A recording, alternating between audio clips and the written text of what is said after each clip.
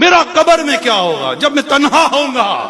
کوئی نہیں ہوگا، میں ہوں گا، میرے اعمال ہوں گے، عزیز رشتے دار سارے دفنا کر چلے جائیں گے۔ یقین مانے بیٹا بھی قبر پہ زیادہ دیر نہیں رکتا یار، رشتے دار نہیں رکتے۔ تھوڑی سی تدفین میں لیٹ ہو جائے تو باتیں کرنا شروع کر دیتے ہیں لوگ۔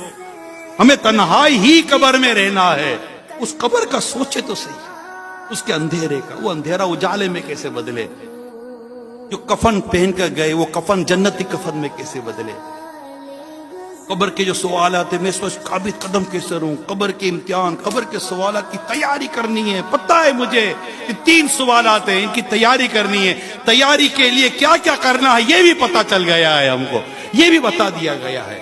محشر کے سوالات، قبر کا طویل سفر، پھر قیامت کے دن اٹھنا، 50,000 سال کا دن۔